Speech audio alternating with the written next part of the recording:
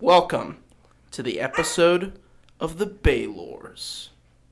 Yes, Balors. Giant demons. Yes. Our first demon. Our first demon and the strongest demon, second to only the demon lords themselves. Wow, and can even be lords themselves sometimes. They can, yes. All right, well, let's get right into their basics for someone who maybe has never heard of a Balor. So a Balor is a very tall demon, about 32 feet tall. It has... 32? 32. Really? Yeah. I thought it was like 12. No, they're huge. What did I read 12 on? They're 32. Okay. Yeah, so they are... That makes more sense. They're huge-sized. Right. Taller than most giants. Actually, taller than they are all big. giants, yeah. So they are very big. They are tall with a very, good physique. So they're very muscular to their appearance. They have usually red skin, but other times they can have, a bony plating of skin, which gives them their high armor class. Yeah. Usually they are on fire, or there's parts of them are on fire. They have sometimes not like a goat, but like a herbivoric skull type of head sometimes. Or they can just have like a flaming skull, and they have two large fangs. Sometimes they can have two giant horns, any shape, can be bull or whatsoever. But their main feature is they have no tail, and they have two large leathery wings that enables them to fly. Sometimes they can have tails. Usually they don't. And really the look of the Balor is quite interesting. It changes all the time. It Some does. might have goat legs. Some might just have normal legs. They also have giant black claws, very pointy claws, and their toenails are super pointy as well, which I thought was gross. But yeah, But Balor, when you see a side of one, it's usually covered or shrouded by ash fire, and all you can usually see is its whip, its burning eyes, and its burning maw. Yeah, so we're dealing with a demonic race here, so they're like their own, race. So a lot of times they may just have red skin or whatever, but the best way to describe them is this duality of darkness and fire. And so if you look at one, you're basically getting this just magical intense darkness on part of their features, and then other parts of their features are just bright flame. And it's really cool because you're not getting that's just like a regular looking thing. It's like, that's some mystical, basically fire being, because all you can really see is either blackness or light. Mm-hmm. Yeah. And so it's cool. Yeah, so it's pretty cool. In terms of their personality on a very basic level, they are angry. The epitome of rage itself. Yeah, they're just straight up anger. They remind me of the Red Lanterns of the DC universe, or the Red Hulk, Doom maybe. guy. Sure, Yeah, Doom guy. just devils They and look and and act like rage. They are they say they're the most angry things in the multiverse of Dungeons and Dragons. Wow. They are rage itself. I see. Yeah. So yeah, that's them on a basic level. Let's get into their stats. It's a very, very scary stat. But just to base you off, they have a natural armor AC of 19. Because of their bony plates which they sometimes have, their HP very high with 262, can exceed 350 with their max. Their speed is 40 feet walking, but they can fly 80 feet. This is a CR 19 monster. Yeah, they're scary. tough, natural armor 19, lots of hit points, and they're fast. Exactly, yeah. So really scary. So in that sense, they're good to go. Yeah, for their base stats, though, it is also really scary as well. They have a strength of a +8, almost rivaling most large giants and dragons, adult-sized. Their dexterity is a +2, still very good for something that's 32 feet tall.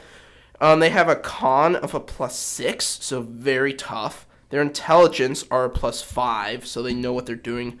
Their wisdom +3, and their charisma another +6. So a lot of Yeah, a lot of high lot of stats stuff. there, Yeah. and some of them are quite interesting. We'll get into, especially their charisma at a +6. You know, Yeah. you don't see this giant shadow being and expect it to be charismatic, but we'll get into it. Yeah, yeah. So their saving throws that they can get, their skills, they get a +14 to strength, all saving throws. So basically, they will destroy you in strength checks. They also get a +12 to con, which poison anything that deals with con, not gonna do anything. Their wisdom is a +9, so really strong. And lastly, their charisma is a +12. So, again, stupid strong. Yeah, so far we have very good armor class, lots of hit points, very fast. All their stats are like very good, and their saving throws are kind of ridiculous, and all the important ones. So far they're pretty unstoppable. Let's keep going. Let's make them even more unstoppable. Yeah, so they have some damage resistances. Quite a lot. Quite a lot, which I was pretty surprised. They have a general resistance to cold and lightning, but they're also resistant to piercing, slashing, and bludgeoning of non-magical weapons. So Yes. a weapon can hurt them, just won't do as much damage. But however, they are also immune to fire and poison, so that really negates all magical elements except for acid. Well, only it negates fire and poison. Well, right, but like it's also resistant to cold and lightning. So Oh, I see. Everything in total. it's very Yes. tough against magic. So True. except for acid. Yeah, so not only do they have a high hit point, hard to hit, they also don't take as much damage if you do hit them. So yeah, great. So And then also- obviously being immune to poison also gives them an immunity to being poisoned as a condition. Mm-hmm. Their language is abyssal, obviously, and Hail telepathy. Yeah. That was scary. I thought that was scary. They can just see into your mind, talk to you. They can talk to you through mental, which kind of makes sense. If you picture like the Balrog, which is what they're kind of based off of, you don't really see it talking, but you can definitely tell that it's kind of in your mind. It's in your mind. It's intelligent. Yeah, I mean, it's probably talking to Gandalf. I feel like it could have. Anyway, they have senses that of true sight, 120 feet, which is crazy. So you ain't sneaking. And they have a passive perception of 13. I'm not sure why they even put the passive perception in there. I guess it's like beyond the 120. Can you sneak from it? Which is probably Well, yeah, that's true. It's true sight. It's that doesn't even need to already try. knows you're there. Yeah. Yeah. All right. So it's got some pretty awesome features. Yeah, very unique ones. Yes. I'll go into them. Okay. So the first one, and this one is quite an explosive one. It is literally. It is called Death Throws, and so when the Balor dies, it doesn't just go down quietly. Oh no. It explodes, and any creatures within 30 feet must make a DC 20 dex save, or take 70 on average damage. That's 20 d6 die. A lot of damage. Yeah, and you take half on a save. So if you're near him, you're going to take damage. And this will also ignite any flammable objects that are on your person as a character, which could be, I don't know, scrolls, I actually books. don't think on your person. It said none that is carried or worn. Oh, it does say that? Yeah, it says it can't like that. Oh, but yeah, I'm okay. pretty sure if it didn't, like the DM would be harsh. Just like, yeah, you're on fire and you're gonna like run around and die, and all your stuff is gone. So. Yeah, okay, that was about to say. Okay, that makes it a little less ridiculous. But it ignites everything flammable in a 30-foot radius. So if it was in a wooden hut town, all that's gonna burn. Yeah. Or if it's filled with Be careful gas. where you kill a Balor. Yeah. And then it will also destroy the Balor's weapons. So Now, you're not gonna steal those weapons, no. yeah, not easily. Now it's we'll get into that more later. I have a little more to talk about that because there's some loopholes. I do want to say a little fun thing about that ability. You're probably wondering, like, why does it do that? It's actually because it's so pissed that it lost. It just blows up of anger. Like, there's so much anger inside of it. Pent up in it. It's like a gas leak. It just explodes. Yeah, So I thought that's exactly that was right. really cool. Yeah. It is cool. It very much fits them. Mm-hmm. Anyway, so which is kind of why we talk about these, so you can kind of better understand why they are what they are. But yeah. Okay. Another feature they have is Fire Aura. This one will be important for how they fight and such. And so what Fire Aura does is on the start of the Balor's turn, creatures within 5 feet take on average 10 damage, which isn't much, but it's still, it doesn't, it's every turn, doesn't require an action. And so it's 3d6s.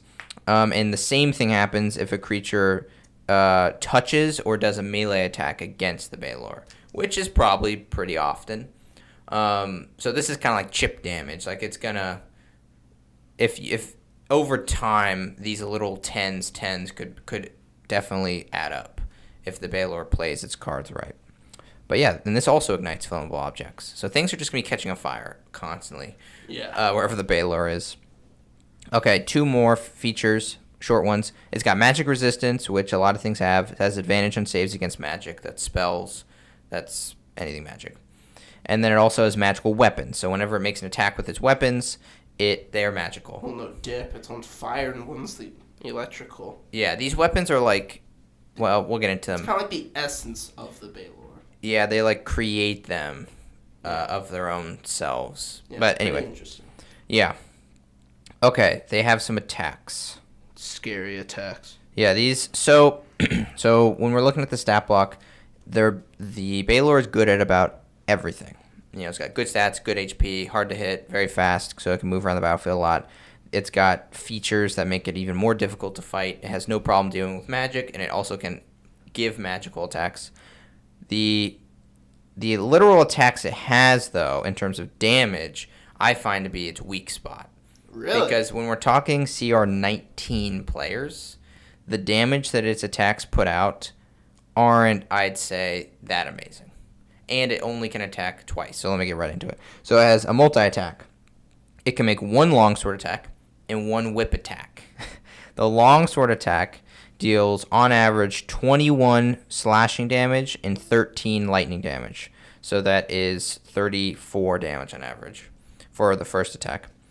But this is a special because if it crits, if it gets a critical hit, it's triple the dice instead of 2. That is, and so that means you're talking with like, what, 90 something, over 100 damage. Yeah, there's a 1 out of 20 chance that'll happen, but yes. But if it does, it's gonna be painful.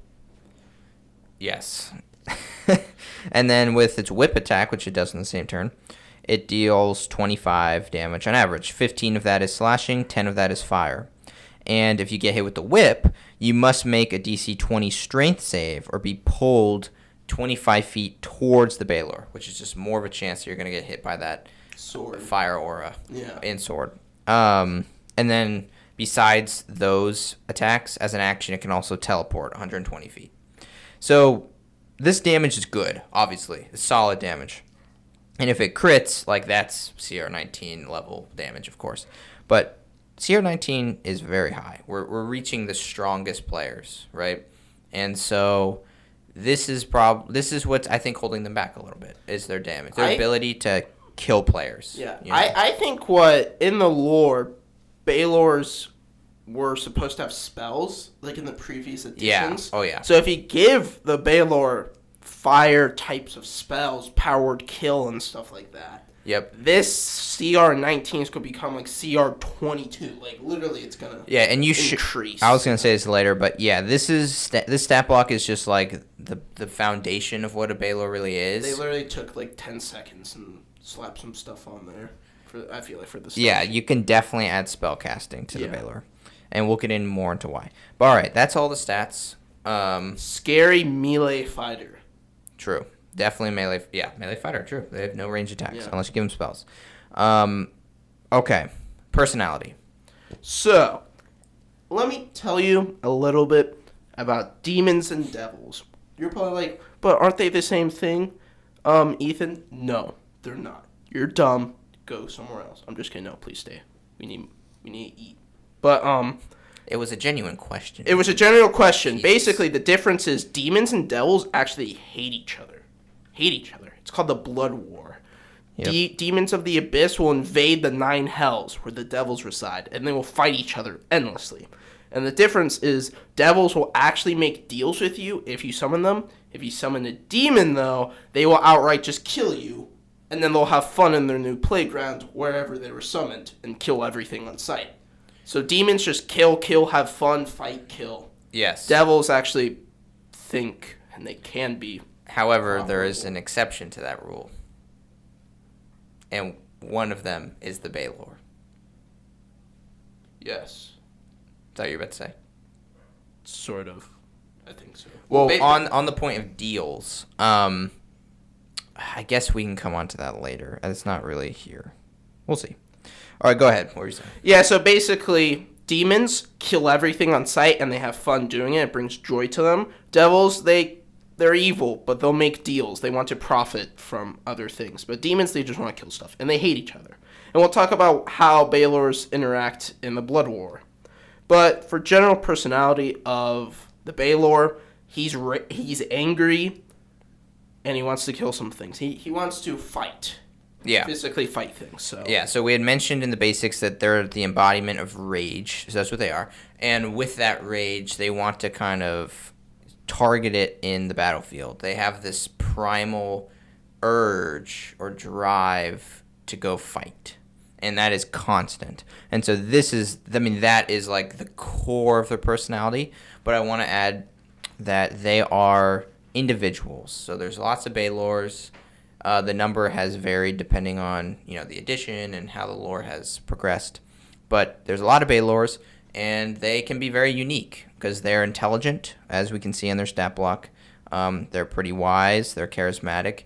They have personalities that are different depending on which individual you're with. Yeah, no, like, in the first editions, there are only supposed to be, 6 Balors, and they're all supposed to be, they're all supposed to act very differently. But, Right. in the new editions, they said, there's actually, thousands of them, and they're just called Balor. And if you're wondering where the name Balor comes from, there was a Balor named Balor. Yeah, that was in the fun name. facts. Yeah. I was going to say that. Yeah, that was kind of like his name, so that's where the name comes from, but, And Balor, while we're on it, is the strongest of the Balors, and I guess the first. He was the first one, Yeah. Anyway, let's stick to personality. So they are extremely mad all the time.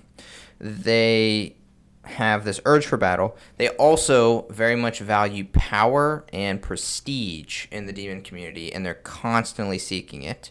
It's just they're very ambitious, proactive. They're constantly doing things and wanting to gain from those things. All demons think they are the best form of demon. Right. Which is obviously not true. But Balors especially think that way. They are very, snobby, saying, I am the best demon there is. You were saying, I took it a different... You were saying every demon believes themselves to be the best form. Yes.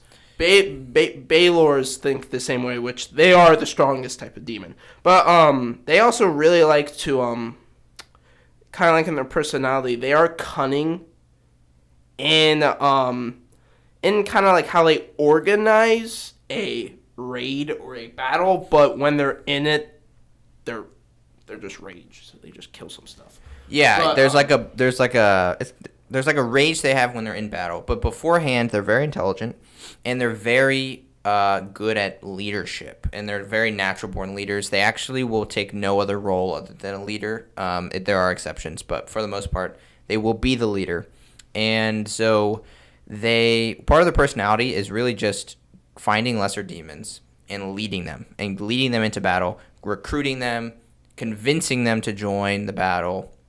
That's kind of like their personality. It's just like they're like a shepherd of demons. They want to corral the demons, lead them, do their thing, and then when they're in battle, yes, they just they're just happy. They're there to kill some stuff. And they love going to the 9 hells because that's the toughest stuff to fight. A lot of stuff to fight. Everything wants to fight you there, so that's their favorite place to go. True. Okay, so they have rage. They like battle. They use their charisma to kind of get other demons in battle, and they're a leader. They can be very intelligent with how they do these things. They can have complex schemes, but they are individuals. The last thing I'd want to say on personality is kind of why they are what they are, or something like this. And they have this emotion like in them, this anger. But they kind of are, because they're individuals, they can hold other emotions besides anger. It's just always kind of an angry version, so to speak. But they are very open with their emotions. This is part of them. And this can be on a array of different levels. So whether they feel very good about themselves and they have like conceit, like they will be open about that. You know what I mean? They will be very like, I'm the best, blah, blah, blah. And then sometimes they can actually have like a self-hatred. And they hate themselves? Yeah, like they can sometimes. Remember, they're all individuals. But whether they hate themselves or are very conceitful, they're very open about it. And they're open about their emotions because, like you were saying in the basics about being like a steam pot, they just have these feelings pent up inside them, always like being created and wanting to get out. And they are really subconsciously looking for a release for these emotions. It's not enjoyable to them for them to be always feeling such strong emotion. And so they're very open with the hope that they'll be able to like release that emotion, but it never ends and it never will be released. And so being a Balor is kind of depressing. Well, being anything in hell is going to be bad in some way. That's true. And this is kind of their curse. Yeah, I mean, strong emotion. What happens if you're like a depressed Balor? He just sits there, he's like, I'm sad. It'd be more like, I hate myself, punches the wall. Punches the wall. Yeah, or I hate myself, therefore I want to hurt you. I want you to hate yourself. Why? I don't know. They're not so like verbal about it, but they are very expressive. And so yeah, that is their personality. That's like a bunch of kind of parts of them, but again, they're individuals, so pick and choose as you like and add on whatever you want. Those are just kind of like the foundation of what a Balor is. Yeah, so Balors are really unique demons because like most of them are just like kill, but they actually have like other stuff they can feel. Yeah, that's like the whole thing about them. What's really interesting about them is that they are these kind of giant brutes, but they're very intelligent and very charismatic, and so it kind of is an unexpected twist on what they are. Because when you see one, you're like, oh, that's just some big like demon monster. But it's like, no, this thing's might be smarter than you, and it's a better leader than you, almost guaranteed. You know, it's probably talks it up with other people and plans out schemes and right. But then if it runs into you, it has no problem just brooding you to death. So very cool. Anyway, their personality is very unique for demons. So let's see how this personality gets into their motivations. They want to fight. They want combat. They want the thrill of the kill. Basically, that's their base motivation. But as we say again, all their emotions can lead into different types of motivations as well. True. So, like, for example, they want power. They will try to work for their power. And this is kind of the only time they will be the servant to something. So they would be the servant to demon lords, especially because Demogorgon would bollywop a lot of Balors. He would just smack them around. But other things which is pretty interesting, like drow priestesses, main followers of Loth, which is like in Loth's backstory, she needed Balor's help to like become. I think you're talking about enemies and allies right now. I don't know. We're talking about motivations. Yeah, I don't know why. But basically, they want power from those people. Okay, yes. One of the things is power. So, but you had mentioned, but their big thing is battle. But what I don't want listeners to think we're saying is that they are just these bloodthirsty demons. They are. Okay. So, but they are because they're intelligent and they're bloodthirsty. You get this. Those basically combine, and you get this being that is very dedicated to the blood war. In a way that isn't just, I'm going to run into battle and fight things. It's, I'm going to use my charisma, my intelligence, everything that I am to basically be a good general in this fight. You know what I mean? To progress the war for all of demonkind. Not just for like a momentary release of killing, but it's like they're going to scheme. You know, they're going to do some cloak and dagger stuff. And then when it comes to battle, they're in it. You know what I mean? So they're part of the blood war in a bunch of different places. They kind of act like a devil a bit, more than like just a They normal do. demon. And so they're one of the only demons that recognize the value of the material plane in the Blood War. So devils understand this. They go and make deals with people in the material plane. They understand that having control in the material plane is a vital asset in the war. Demons typically don't. They're just these powerful, kind of just crazy, chaotic beings that are hard to control and are a force to be reckoned with. But Balors not only are that, but they are smart, like I said. And so they're one of the only demons that will spend energy going into the material plane and making deals with mortals. And so what they'll trade is their demonic power, maybe like help, like I'll go kill this guy for you if you want. And then in return, they take power in the material plane. And so they're basically putting in the work to get demons a place in the material plane. You know what I mean? Yeah, and a place in the material plane is bad. It's kind of like a tumor. So a portal to the abyss.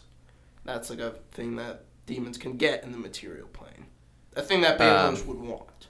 You're saying they get stuck in the material plane? No, they don't get stuck. Like a thing that Balor would want to do sometimes to satisfy the troops, I guess, is make portals to the abyss. Because the abyss is layers of previous conquered worlds and realms that hell just, or not hell. You're saying so the demons can come into the material plane? Exactly. Yeah. So this is the kind of strategy they do. Other demons aren't really thinking like this most of the time. I mean, there's like lords and all sorts of stuff, but they're unique in that they are these huge monsters that will beat you up, but also, they're doing what they need to do for the war to be won. They're kind of like tumors for like the material plane, I feel like. I don't understand that. Oh, you're saying... It's like because there's one Balor, he's big and scary, but like a group of adventurers could probably take him down. But if you give him enough time, he can like get power and get more power, and then he can boom, spawn into the abyss, and then the material plane is going to get flooded by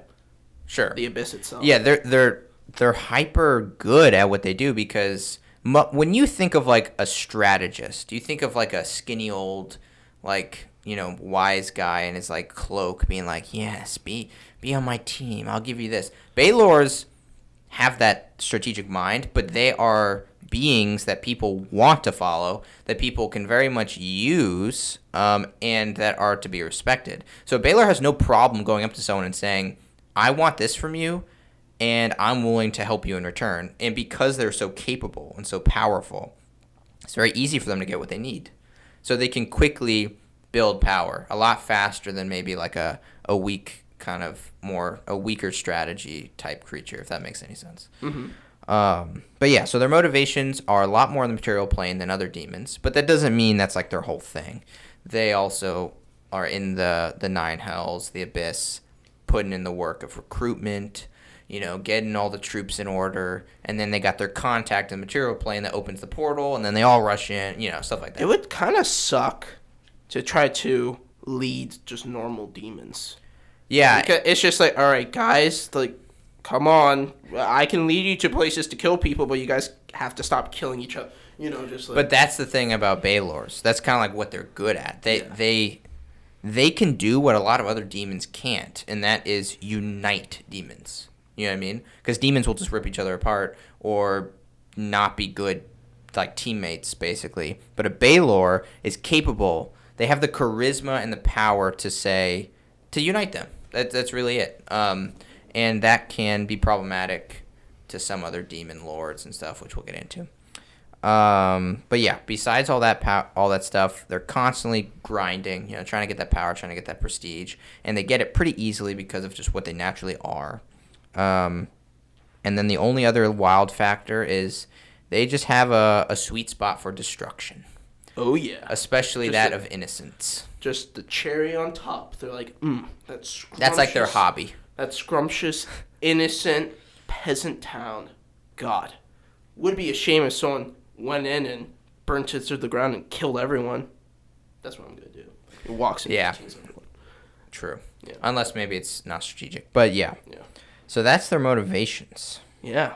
Pretty interesting for demons. Yeah, without Balors, demons wouldn't... I mean, they're a big force in the Blood War because they are they're like glue. You know what I mean? Like they're not only this big troop, but they are keeping everything organized. You know what I mean? And that's important in war. Yeah, it is very important. But now, let's get into their social structure. Yes. Balors don't really hang around with each other that much. It's not unheard of. Yeah, that's yes. Yeah. There's not much to their social structure. So they're a race of demon. So like they're not mating, you know what I mean? They're not doing any of that stuff. It's really just about dynamics. They are leaders. So do they interact with one another? Yes, they completely do. But they don't on like a leader follower basis. They're all leaders, they're all kind of equals, and so if they were to interact, it would basically be team ups. It wouldn't be you're following me, it'd be we're working together. And they do this for sometimes. They will work together. That's scary. Which would be very scary. But they are very competitive. They're like we said, they're constantly seeking power and prestige. And to do that, you have to be above others. And so because they're so competitive, they aren't really capable of holding team-ups for very long. They're not going to kill each other, but they're basically going to they're not going to like sharing glory. You know what I mean? If they achieve something, they want the reputation. They want the spoils. So to have an equal that takes half or like is part of it, they just don't like it. So like, you know what? It kind of bothers them. They're like, I took that castle, he did nothing, even though he's like in the back, like taking. Well, they probably both did a lot. Yeah, they probably did. Yeah, which makes them very powerful, but they're just not willing to share. You know what I mean? They are the ones that did it. They don't want to care for each other, so they don't share. Yeah, and they're not going to kill each other. Like, they are individuals, they're intelligent, they can talk it out, but in the end, they're just going to be like, this was great, I'm glad we got this done, but, let's split up. And the other guy's like, yeah, let's split up. Yeah. All right. That's pretty cool. Like, just like, they were just like, look, man, we did a great job killing all those things, but, like, can we just, like, do our own thing? There was like, yeah, sure. Yeah, and if you really want an encounter that is scary, definitely do like a Balor team up. Balor team like up. The party fights one, and then another one comes out from the back. Like the whip comes out of nowhere, and then it's like, why are there two of these? That would be horrifying. Yeah. Extra idea: put a bunch of Balors. Well, not a bunch. Two. Yeah, probably two, man. That'd be scary. These are team ups. That'd be scary if there was like 4 teaming up with each other. Trying to take down like a big kingdom or like a devil fort. Yeah, that'd be pretty rare. But it could happen. Could happen, yes. But other than that, there's not much to talk about. They're just these individuals, right? And they're very strategic, very rational, very charismatic. They're not going to be fighting each other.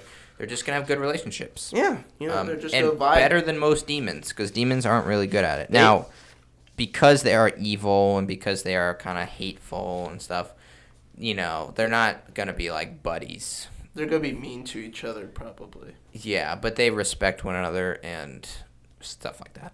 Yeah. Alrighty. Let's continue, because for some reason I started this already. But enemies and allies, yes. So basically, since they're very cooperable as demons... Cooperative? Yeah. Okay. Cooperable is a word, I believe. I don't think it is. Oh, well. Ethan's new word. Cooperable. A word that already has a word.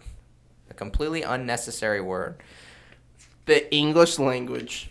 I love it. Yes, but they are very cooperative to a lot of creatures, mostly evil creatures. But they will be actually...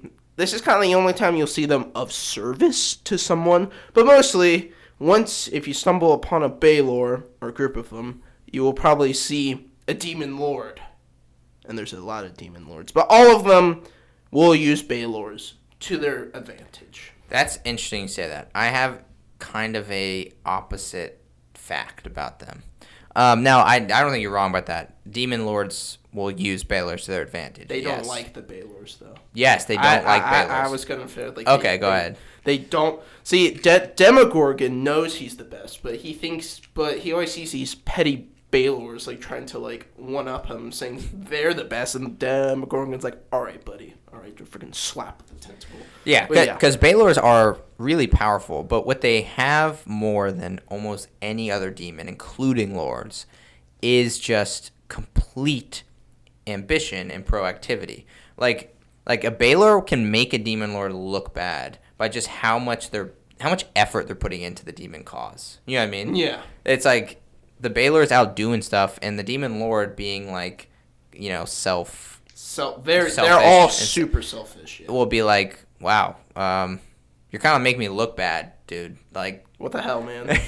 I'm supposed to be the boss here. Why are you making all the troops love you? Exactly. You know what I mean? But in the push of things, the demon lord's like, hey, Balor, you're gonna help me kill this stuff, all right? So come along. Yeah. Then I'm just gonna slap you some more. Yeah, basically, Balors are so good at what they do that demon lords kind of would be dumb not to use them. But the risk of using a Balor as a demon lord is the Balor might outshine you. That's really the fear. It's like they're so good that they make you look bad, and Balors have this tendency to unite demons and kind of do their own thing with them, and that's pretty awesome. The thing is, I'm not really sure how that happens. So you got like a General Balor, yeah, he's cool and all, but you got the Demogorgon himself, or Orcus. These guys do like it's the charisma, insane stuff. That's what I was kind of thinking. The Demogorgon he's insane. He's insane, powerful, but not. You know how when someone can just speak to you on like, I was gonna say human level, a demon level, like really speak to you and say like, we need you to support our cause and be genuine, and like that's the Balor. The Balor can speak to the demons in a way that they like. Well, a Demogorgon is probably just this giant evil thing, right? It doesn't treat them well. Kill, murder, yeah. carnage. The Balor rides the line of boss and like getting the demon to actually care. He's kind of like the demons first, like, hey, buddy, I see that you're a cool demon and all. Not as cool as me, but I see that you're a cool guy. Why don't you help me out, and I'll satisfy your hunger for some bloodlust and some rage. How about that, buddy? And this is really funny, honestly, because when you think of a Balor, what we're talking about is the Balrog from Lord of the Rings. That's what it was inspired by. And when you look at that, you don't see what we're talking about. You know what I mean? You see just a giant, powerful monster. And I don't think the Balrogs were ever like Balors. D&D was inspired and has definitely expanded what a Balrog was. But Tolkien had a lot of stuff going on. Yeah, you know what I mean? Apparently Gandalf and the Balrog are like the same thing. Like the same being. Yeah. Theoretically.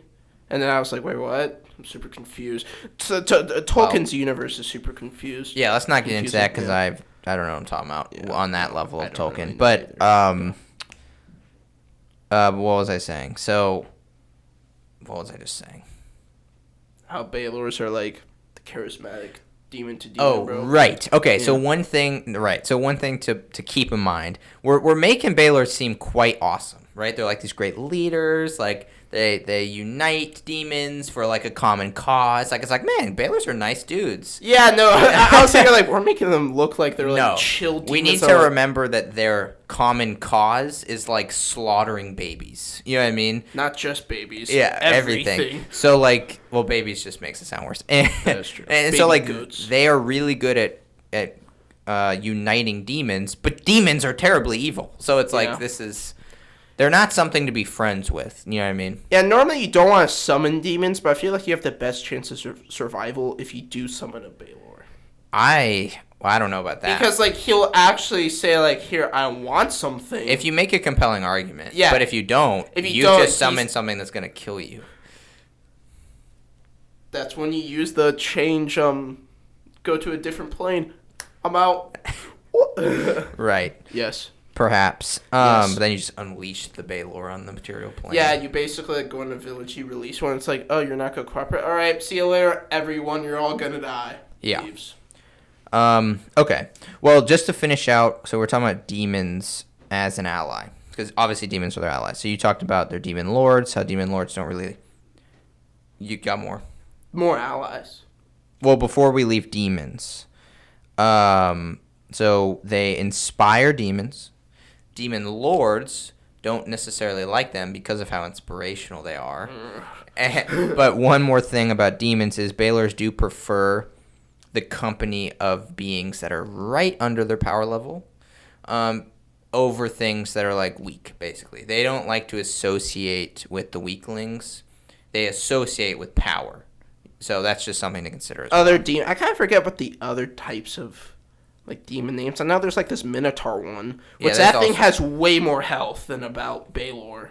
That thing is like tank. Yeah, whatever it is, it's going to be something that needs, but not something over its power level. They're a little too. No, Balors are the highest, just demon tier. So they'll talk with like I think that's what they're called. So they're like Baphomet's demon. Well, there are beings and creatures stronger. Yeah. But they're like a base level demon. Yes, they are. They are very powerful. Okay. Do you have more about demons or new ally? New allies. Okay. A big one, which is pretty surprising to me, is demons, especially Balors, have some relationship with Loth, the spider queen of the Drow. She asked the Balor himself, to kind of help her out with leaving the elven pantheon and trying to kill like the main elven king god, which he failed miserably because it's an elf god. But yeah, and then like the Balor had like a rival, and then she like betrayed Balor, so now Balors don't like Driders and Loth anymore, but you will see Drow and demons, Balors, together, working together. Drow might be trying to open a portal to the Abyss. Balors are trying to gain power in the Drow community, stuff like that. Yeah. Pretty interesting. You can also see them with evil beings, such as like a Balor could be a service to, of course, dragons and giants. Not really giants, though. That's kind of rare. But an ancient evil dragon, reds especially, because they love carnage as well. You can also see them summoned by evil mortals, even though the Balor will probably flick them away because they're tiny. Unless they make a compelling argument. Yeah, unless they make a good argument. But that's kind of really it. So Balors are doing that networking. Yeah, that networking. You will not see Balors, though, I believe, with like undead, like liches and like stuff like that. Yeah, I don't know. Because liches are just benefits them. Insane. Like, the Balor's like, you need something, and the liches are like, I want to live forever. He's like, you already got that, buddy. Like, what else do you need? I don't know. And then the Balor's like, all right, you're wasting my time. Just, leaves. Yeah. Yeah. I always like the interactions between undead and, like, other evil creatures like demons. Like, yeah, like the evil creature just like, you're insane. Like, why would you ever do that to yourself? Like, even demons and other evil beings think like lichdom. You're just I would love to see the interaction between a Death Knight and a Balor, because Death Knights are capable of conversation. I feel like the Death Knight would not like the Balor. I feel like they would not like each other that much, really. I don't know. This is an interesting conversation that we'll move on from. But that is an interesting thought. I think they might get along under the right circumstances. Maybe. Yeah. Maybe. Anyway, do you have anything else for enemies and allies? The last thing I'm going to say is they do have an enemy, and that is devils, because of the blood war. Especially especially pit fiends, because pit fiends are the same level as Balors, but on the devil side. So they are the same. It's the pit fiend is Balor, but devil version. They inspire devils and lead them. So Balors and pit fiends are always rivals in the blood war. They are the two generals on each side of the battle. I gotta say, I'm on Team Balor. I like devils more. Oh, I like pit fiends. Well, I didn't say devil or demon, but I said Balor. I just like the connection to Lord of the Rings. I do too, but like pit fiends are just like, that thing is like, he's only like 13 feet tall, I think, or something like that. So he's fighting something that's 32 feet tall. It's just like, bro, like, that's like courage, honey badger. Yeah, exactly. It's a honey badger. Yeah, okay. Maybe that'll be a debate at some point. Demons versus devils. Ooh, that would be good. But do you have anything else for enemies and allies? They don't like anything nice. Angels don't like them. Yes, they obviously don't like they actually, demons really really want to invade Mount Celestia, but the devils are in the way. And the Mount Celestia knows that. They're like, we could intervene and try to kill them both, but they would probably team up and kill us because they hate us too. So we'll just let be there if there isn't a blood war, the whole universe is screwed if they teamed up. Yeah, the whole thing about fiends, devils, and demons in hell in general is about, it's about self, like you're getting in your own way. It's all these vices, it's all these things that hinder you as a person. Being a demon or a devil or a sinful being hurts yourself more than anyone. You know what I mean?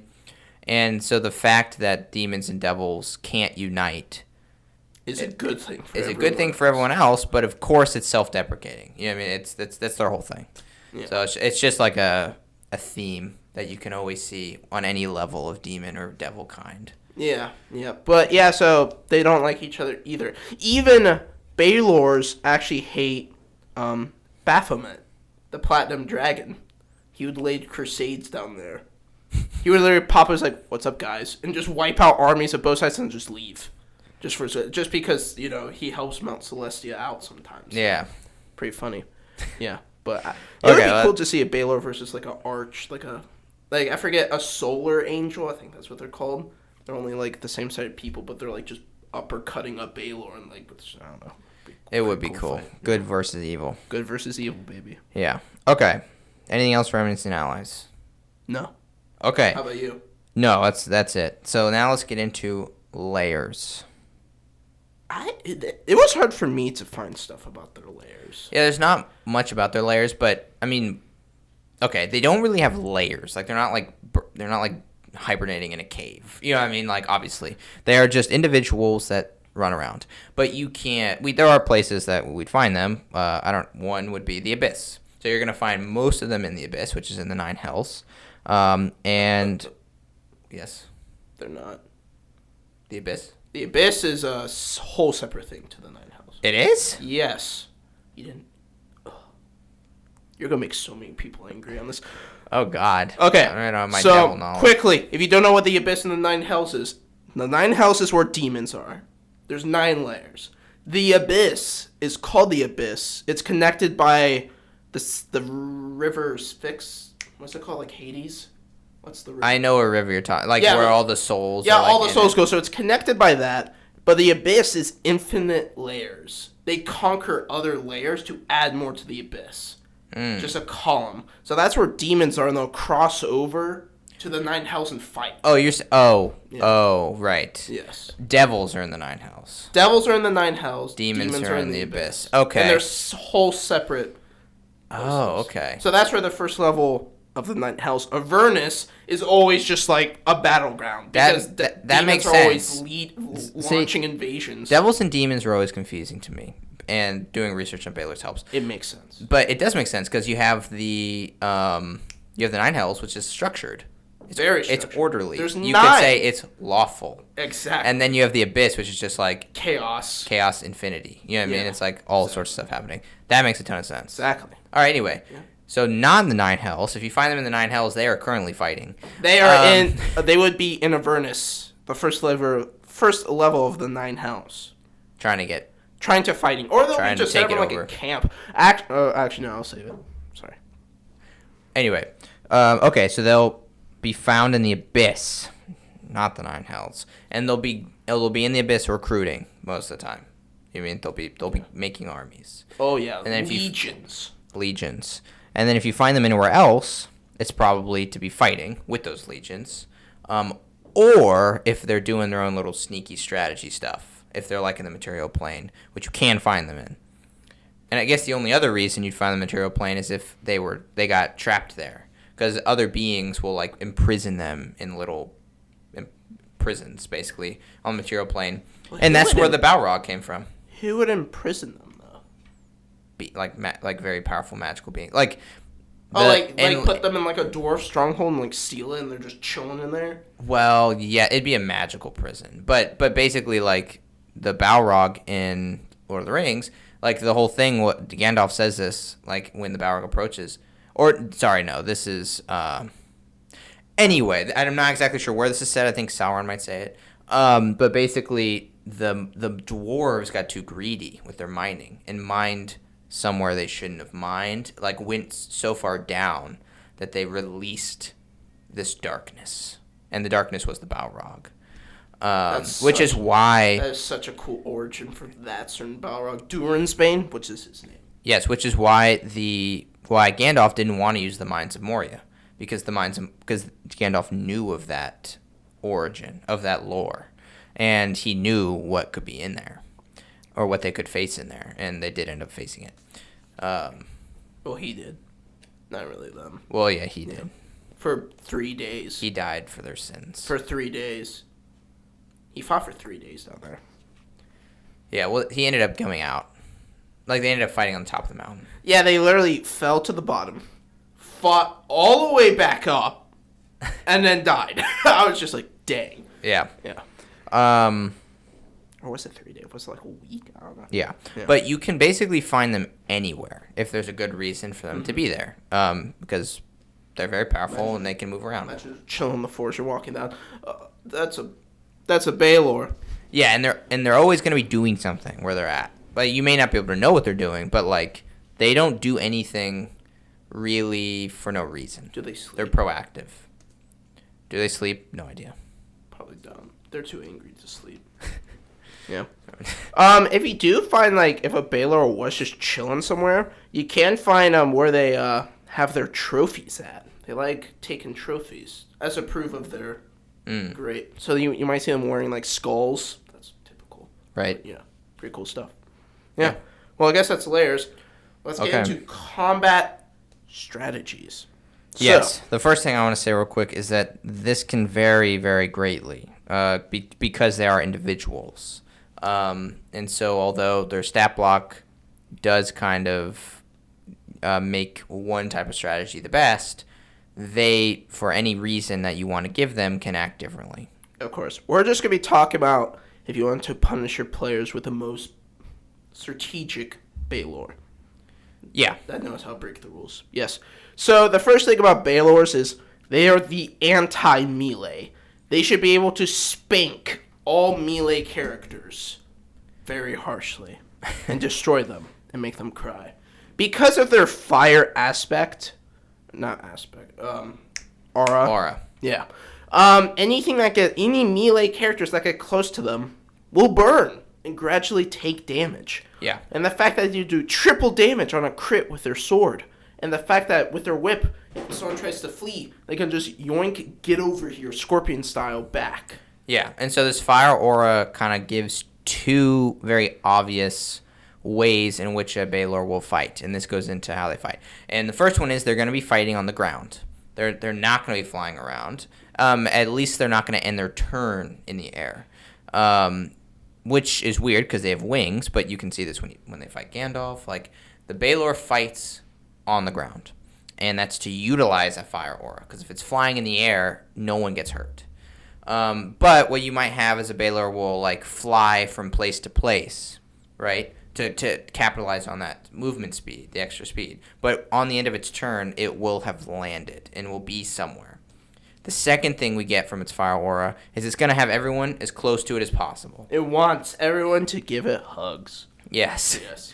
Yeah. And it's going to do that. Yeah, it's just going to constantly be fighting melee and keeping people close with its whip and grappling or whatever else. Yeah. So it's pretty scary stuff for combat strategies, but they want to be in melee. If they had ranged, if they did use it, they would not want to use that. They want the thrill of combat. So do put that into the Balor's like personality when they're fighting. Like, describe how it like really wants just to go in, and it smiles and it laughs as it's fighting you guys in melee.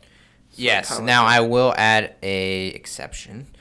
Sometimes Balors do actually prefer ranged combat, and this is typically when they're doing like grand battles. And so what they'll prefer to do is they'll fly above the battle and kind of be a more like general type role. I mean, what do they do? And like use their fireballs? Yeah, they'll use their spells. They'll use their any ranged weapons they have to fight from the air, and then they can use that really high movement speed in the air to just kind of dominate the battlefield. The thing is I'm always kind of curious about is devils and demons. They're all about fire. How do they hurt each other? Yeah, with like fireball. It's like fireball. Well, that's one of the things about Balor. The Balor's got a lightning sword, which is very unique. He could definitely cast lightning bolts, 100%. Maybe. I don't understand the cold damage though. Like the cold resistance? Because part of hell is actually the opposite. It's being freezing. You ever seen Christmas Carol? But that's not hell. Come on. This is the abyss. It's like infinite. Like there's literally a demon lore that's just... Well, it's just fiends. They're demonic or devilish. Like they're all hellish. There we go. Like hellish. There's a demon lore that's like the granddaddy of the gelatinous cubes. He just has an army of them. When he spawns, he's like a Borg cube. He's not really a Borg cube. Why is this related to Balors?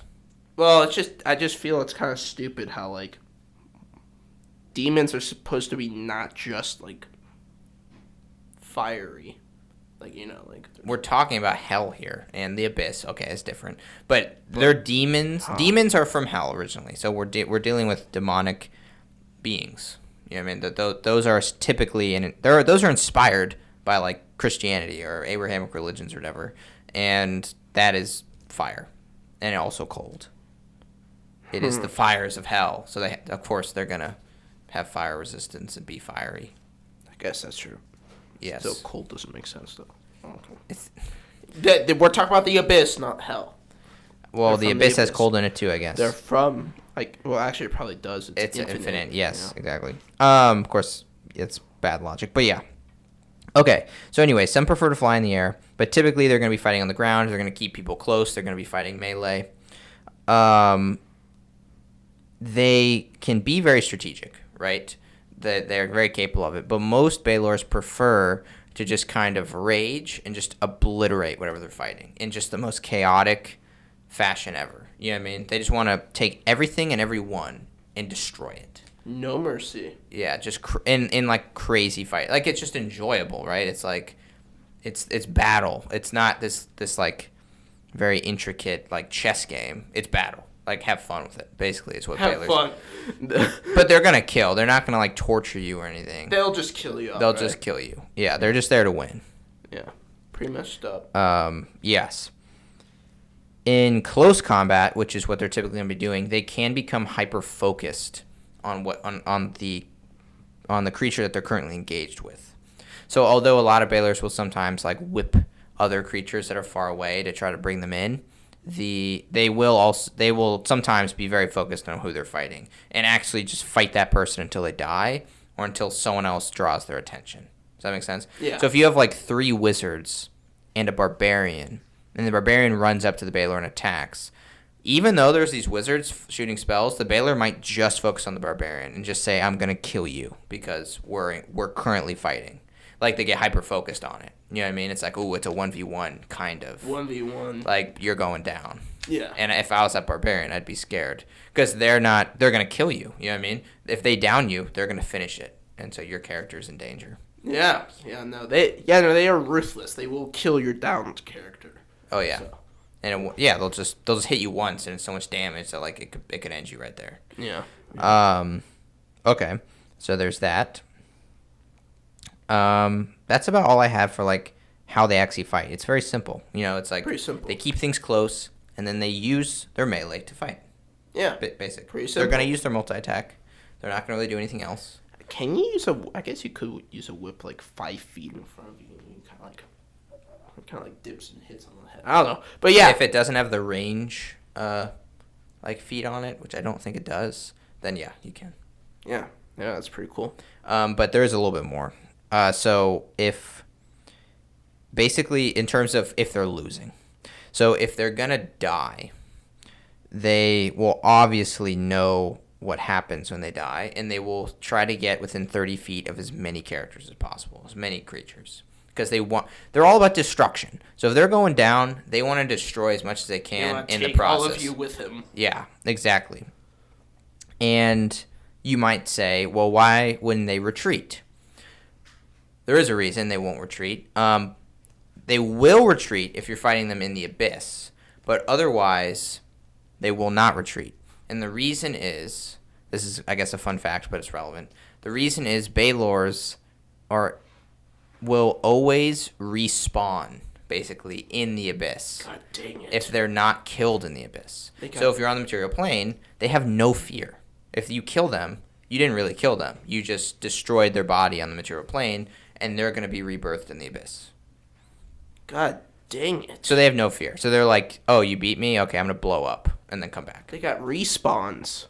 Yeah. But if they're in the abyss and they're about to die, they will run away because they understand if they die here, they die for good. So there's that. And yeah, that's about it. Yeah. They're pretty simple. Pretty simple, but scary. But they have cool features. Like that, the fire, their death throws and fire aura. Like these all complicate how you fight one. Yeah, no, really cool stuff. Now, we'll get into some fun facts. Okay. So, my first one, of course, they are based off of the Balrog, Durin's Bane from Lord of the Rings. So, yes. Pretty. So if you want to get, that emotional feel of what it would be like to fight a Balor, watch Lord of the Rings. Go watch Lord of the Rings or read the book. Yeah. Or just watch the scene where Gandalf fights the Balrog. That was pretty cool. Yeah. That was such a cool fight. They were just fighting while falling for like minutes. Yeah, in the extended version. Yeah. Yeah. Okay, that's your fun fact. The first one. All right, I got one. So this fun fact is they actually have poisoned fangs and claws. They're poisonous, and this is in the lore. It's not in their stat block because they don't use them. So Balors use weapons. They're about fighting, but they have this poison on their claws and fangs, and so that's basically the fun fact. But if you were to ever have one do an unarmed strike or something, maybe make it like a slash and perhaps add some poison damage to it. That's interesting. Yeah, if it ever were to do that. I don't know why it would. It's got a lightning sword. It's got a fire whip. I think it doesn't really need it. For some reason, in the lore for Balor himself, he actually got poisoned from like a god. It was Loth, I believe. Yeah. Because Loth, I think, this gets into Loth, so I don't want to get too much into it, but I believe Loth can poison creatures that can't be poisoned.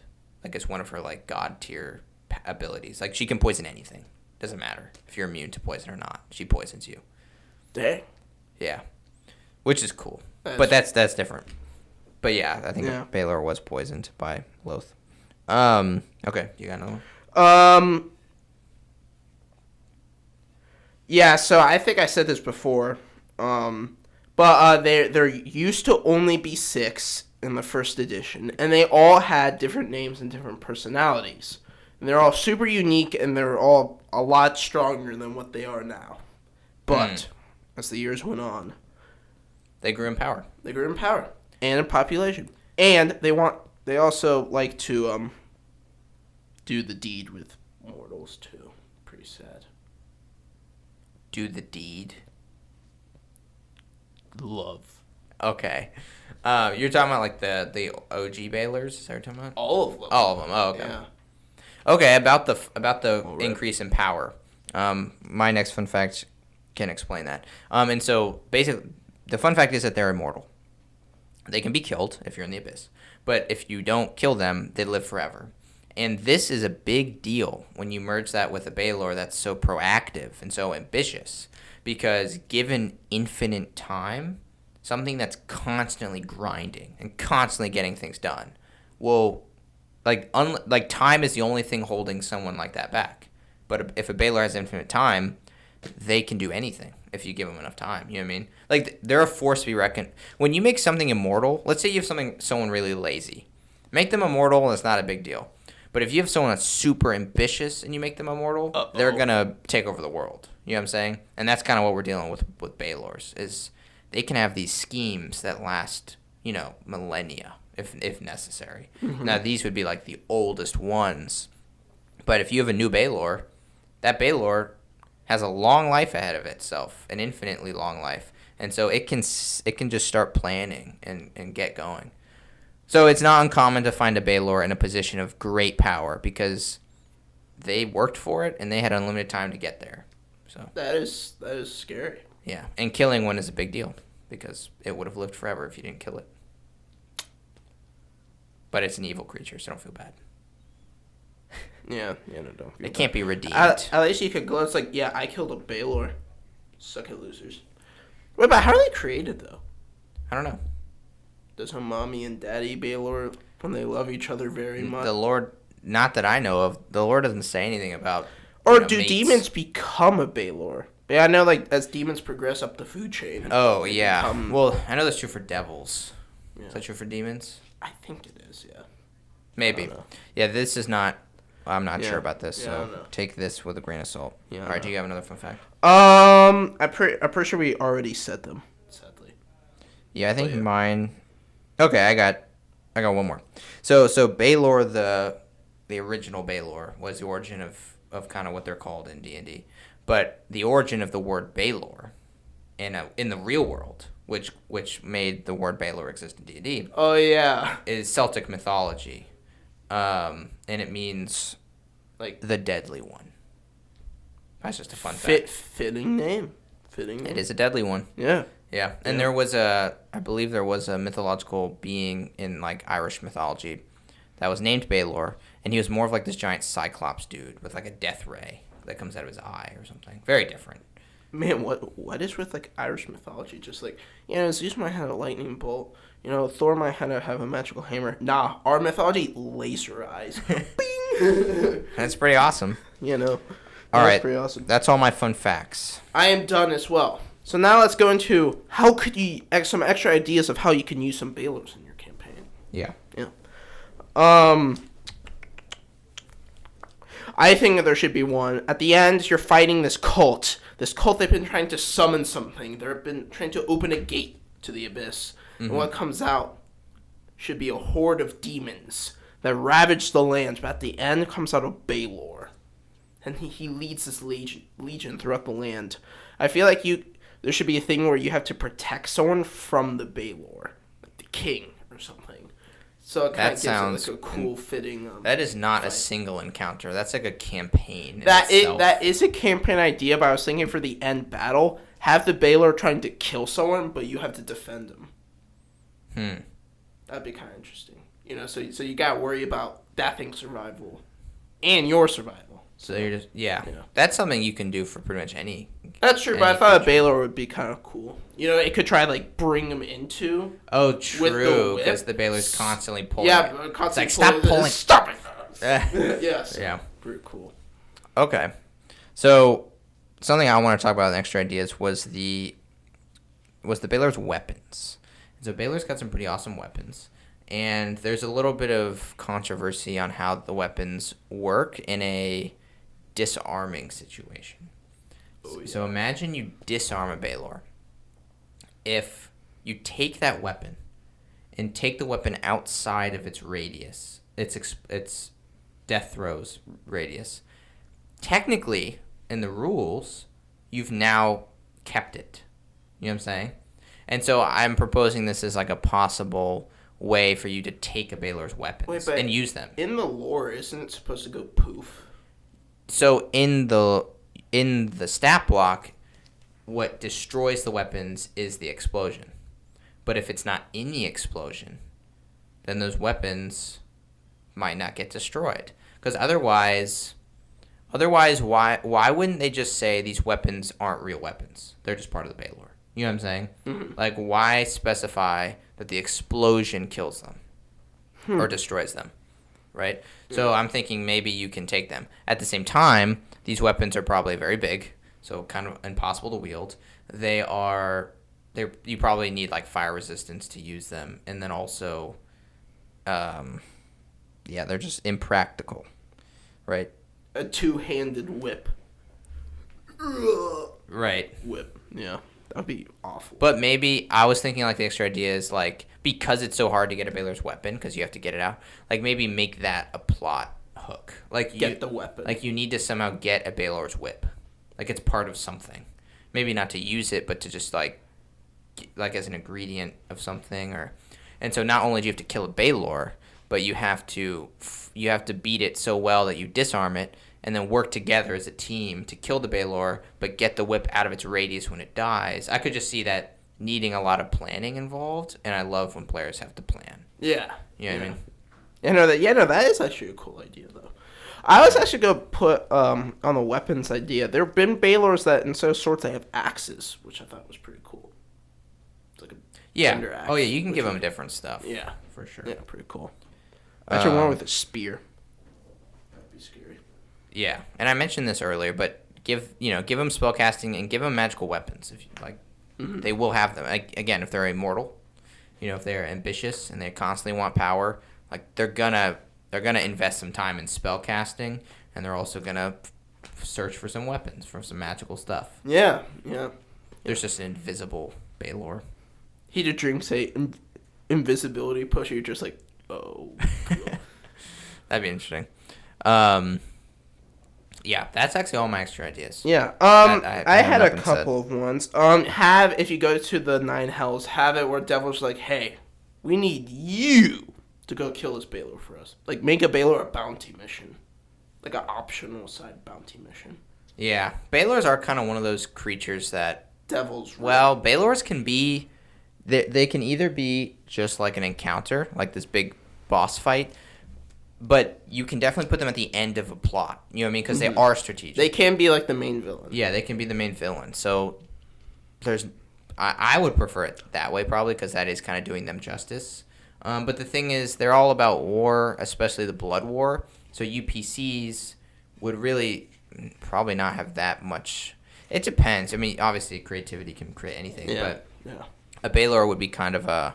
They're kind of doing things outside the material plane. Obviously, they're using the material plane for their own means, but their goals are not having to do with the material plane directly. Mm-hmm. Yeah. You know what I mean? Yeah. I had one more. You should have, like, in the plot that Balor's trying to take the mantle of Demon Lord from the other Demon Lords. Like, a Balor's trying to usurp the title of Demon Lord. So he's probably, like, trying to kill one of them. Or something like that. Which a Balor would do all the time. Yeah. If you put a Balor on a team of anything, it will either just take leadership by just being a leader, or it will actively try to usurp whatever is leading. Because it naturally has to be the leader. It's never gonna do that to like Demogorgon. No. Like in the lore, apparently he fought like 6 Balors at the same time and freaking spanked all of them. So. Wow. Yeah. Don't mess with Demogorgon. True. Or Orcus. They showed up to Orcus. He's like, all right, million dead. Go kill him. Just like, doesn't even care. No honor. Combat. True. Yeah. So that's all my extra ideas. Then that is Balor. Balor. Quite an iconic creature of D&D and fantasy. But all around, like, simple and just kind of cool. Yeah. Yeah, pretty cool.